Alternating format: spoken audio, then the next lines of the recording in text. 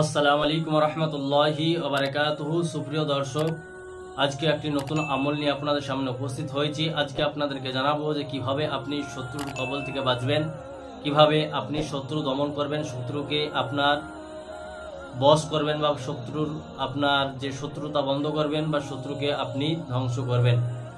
আজকের আমলটি খুবই পাওয়ারফুল রয়েছে। আপনি চাইলেই এক নিমেষে আপনার যত শত্রু আছে, সে যেমন শত্রুই হোক না কেন, আপনার শত্রুকে পরাজিত করতে পারবেন, শত্রুর শত্রুতা করা থেকে তাকে দূরে রাখতে পারবেন, বা শত্রুর আপনার এমন অবস্থা হবে যে আপনার ওপর শত্রু করাই ছেড়ে দেবে, শত্রুতা করাই ছেড়ে দেবে এবং আপনার সঙ্গে সেরকমভাবে আর কোনো শত্রুতা করবে না, বরঞ্চ আপনার সঙ্গে বন্ধুত্বপূর্ণ আচরণ হয়ে যাবে।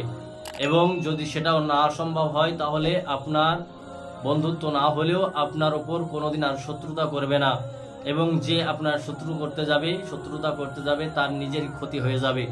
এবং পাওয়ারফুল আমল রয়েছে, আপনারা চাইলেই আপনার এক নিমেষে আপনার শত্রুকে দমন করতে পারেন। খুবই আপনার পাওয়ারফুল আমল। যদি আপনি এই আমলটি পুঙ্খানুপুঙ্খভাবে করতে পারেন, তো আশা রাখছি আল্লাহ তাবারক ওয়া তাআলা আপনার শত্রুকে দমন করে দেবেন এবং আপনার আর কোনো শত্রু থাকবে না। অনেক সময় দেখা যায় যে আমরা একটু যদি ভালো স্বাচ্ছন্দ্যের মধ্যে থাকি বা একটু উন্নতি আমাদের হতে থাকে, তো আমাদের শত্রু পিছনে লেগে যায় কিভাবে একে এই পদ থেকে তাকে নিচে নামানো যায়, বা তার উন্নতি কিভাবে নষ্ট করা যায়, বা তাকে কিভাবে কষ্ট দেওয়া যায়, কিভাবে অসুখে ফেলা যায়। এইরকম বিভিন্ন ধরনের তারা চিন্তা ভাবনা করে এবং অনেক মানুষের কাছ থেকে গিয়ে জাদুটনা করে আপনাকে এইরকম শত্রুতা করে আপনার ক্ষতি করার চেষ্টা করে। তো আপনি সেই সব শত্রুদেরকে মুখ্য কিভাবে জবাব দিবেন, তার জন্য আজকের আমলটি আপনি আমল করুন। ইনশাআল্লাহ তাবারক ওয়া তাআলা চিরতরে আপনার শত্রু শেষ হয়ে যাবে। তো কিভাবে আপনি আমল করবেন সেটা আপনাদেরকে জানাবো। তার আগে যদি আপনারা নতুন হন আমার চ্যানেলে, অবশ্যই চ্যানেলটিকে সাবস্ক্রাইব করুন, লাইক কমেন্ট এবং শেয়ার করুন, আমাদের পাশে থাকুন। এবং আমার চ্যানেলে এরকম রিলেটেড অনেক ভিডিও দেওয়া আছে, আপনারা সেখান থেকে গিয়ে চাইলেই দেখে নিতে পারেন। অনেক রকমের আপনার আমল পেয়ে যাবেন। এবং যদি আপনাদের কোনো নির্দিষ্ট কোনো আমলের প্রয়োজন হয়, আপনারা কমেন্ট সেকশনে লিখে দেবেন। ইনশাআল্লাহ তাবারক ওয়া তাআলা আগামীতে সেই হিসাবে আপনার আমল দেওয়া হবে। তো যাই হোক, কিভাবে আপনি আমল করবেন সেটা আপনাদেরকে জানাবো।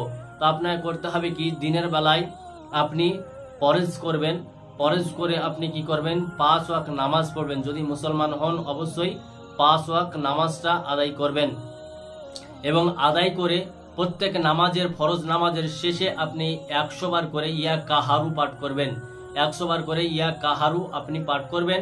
আগে পরে অবশ্যই 11 বার করে দুরূদ শরীফ আপনি দিয়ে নেবেন। যদি আপনার দুরূদ শরীফ কোনো মুখস্থ না থাকে, তো সাল্লাল্লাহু আলাইহি সাল্লাম এতটুকু পড়লেও চলবে। তবে যদি আপনার কোনো ভালো দুরূদ শরীফ, যেমন আপনার দুরুদে ইব্রাহিম বলেন বা দুরুদে আপনার তাজ, বা যে কোনো আপনার দুরুদ যেটা আপনার মুখস্থ রয়েছে, আপনি সেটা পাঠ করতে পারেন।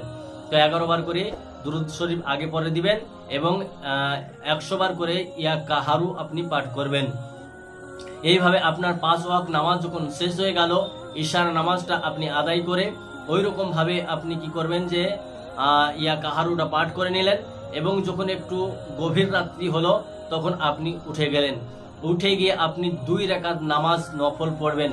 যদি মুসলমান হন তাহলে 2 রাকাত নামাজ নফল পড়বেন। এবং নফল নামাজ পড়ার পরে আপনি বসে যাবেন।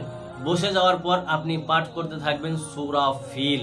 এই সূরা ফিল আপনি পাঠ করবেন, মাত্র আপনি 100 বার পাঠ করবেন, মাত্র 100 বার। এবং আগে পরে অবশ্যই দুরূদ শরীফ দিয়ে নেবেন। 11 বার করে আগে পরে দুরূদ শরীফ দিয়ে নেবেন। এবং 100 বার যখন সূরা ফিল পাঠ করা হয়ে যাবে, তখন আপনি কি করবেন, যেদিকে আপনার দুশমনের ঘর রয়েছে সেই দিকে আপনি ফুঁক দিবেন।